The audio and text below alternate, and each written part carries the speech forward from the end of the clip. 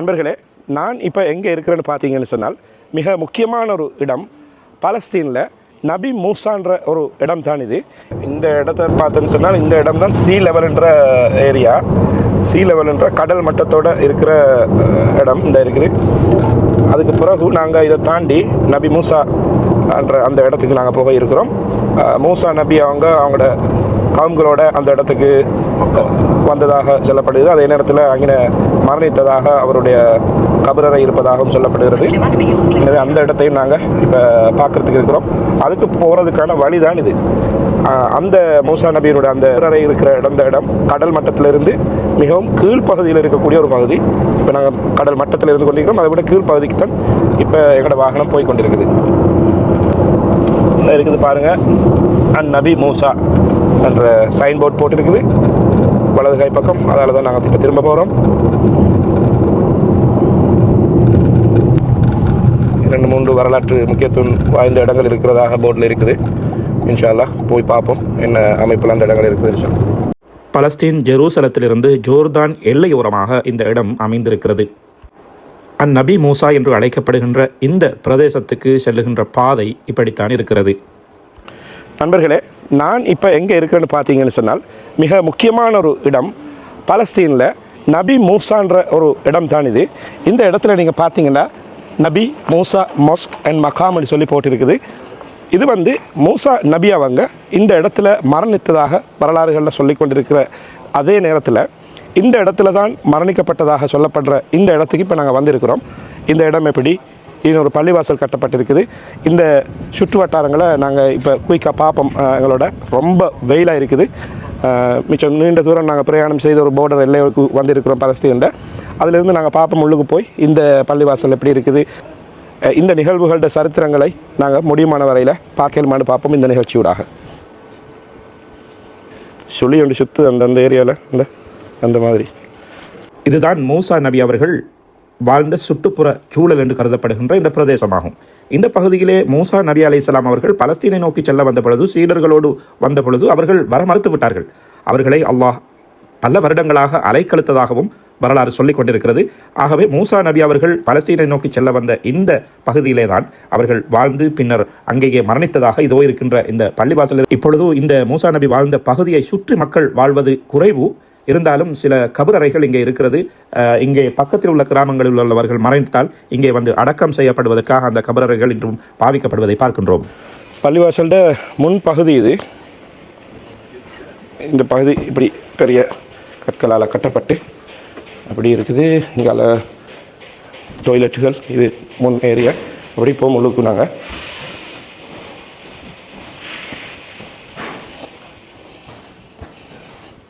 போகிற நேரத்தில் இப்படியான ஒரு அமைப்பு கொண்டு இருக்குது.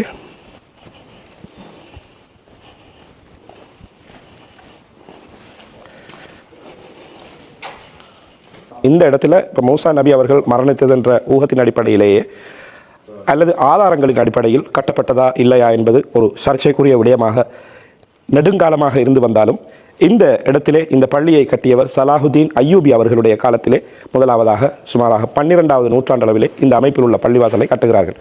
இந்த பள்ளிவாசல் இது தரைமட்டமாக இருக்கின்ற பகுதி. பிறகு இன்னொரு மாடி, அதுக்கு பிறகு மேல் மாடி.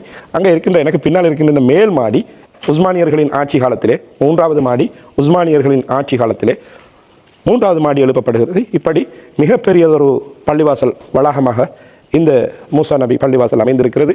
அதைத் தொடர்ந்து அவருடைய அடக்கம் செய்யப்பட்ட இடம் அந்த பக்கமாக இருக்கிறது என்று சொல்லப்படுகிறது. அதையும் போய் பார்ப்போம். பாருங்கள், பள்ளிவாசலுக்குள்ளே உள்நுழைகிறோம். உள்நுழைகிற நேரத்தில் பார்த்தீங்கன்னா இது மூசா நபியினுடைய கபரறை என்று இங்கே சொல்லப்படுகிறது. இதோ இருக்கிற இங்கே மூசா நபி மரணித்ததாக வரலாற்று தடயங்களூடாக சொல்லப்பட்டு அந்த கல்லறை இங்கே வைக்கப்பட்டிருக்கிறது.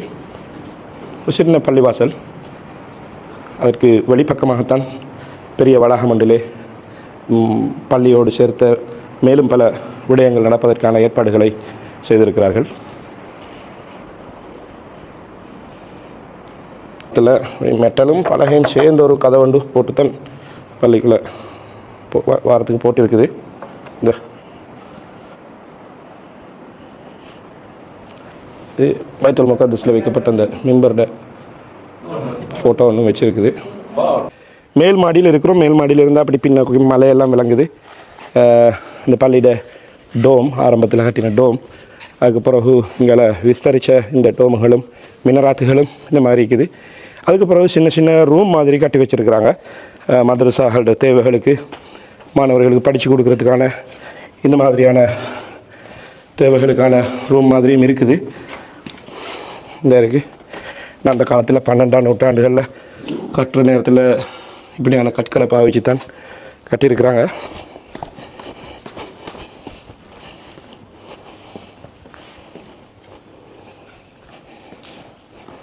பார்த்தீங்கன்னா வருது, அறை அறையாக கட்டியிருக்குது. அந்த காலத்தில் பாதுகாப்பு இந்த மாதிரியான காரணங்களுக்காக கூட இப்படி கட்டி வச்சிருக்கலாம். இந்த 12ஆம் நூற்றாண்டில் கட்டினதுகள்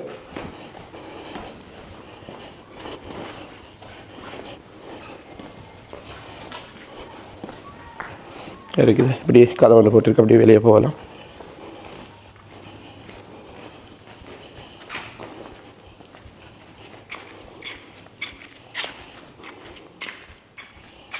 மூசா நபி அவர்கள் அல் குர்ஆனிலே 100க்கும் மேற்பட்ட இடங்களிலே எந்த ஒரு நபியை பற்றியும் அந்தளவு பேசி இல்லாத அளவுக்கு அல்லாஹ் அல் குர்ஆனிலே மூசா நபியை பற்றி பேசி இருக்கின்ற வரலாற்றுகளை பார்க்கின்றோம். நீண்ட வரலாற்றை அல்லாஹ் எங்களுக்கு அந்த மூசா நபியின் வரலாறாக சொல்லிக் கொண்டு வருவதையும் நாங்கள் அல் குர்ஆனிலே பார்க்கின்றோம்.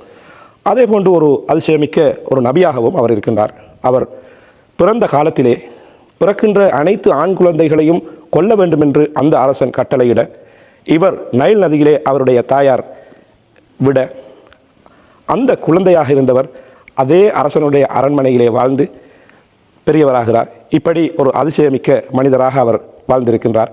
அதற்கு பிறகு அங்கே ஏற்பட்ட ஒரு சர்ச்சை காரணமாக நபி மூசா அலைஹிஸ்ஸலாம் அவர்கள் ஒருவருக்கு ஓங்கி குத்திவிட அவர் கொலை செய்யப்பட்டு விடுகிறார்.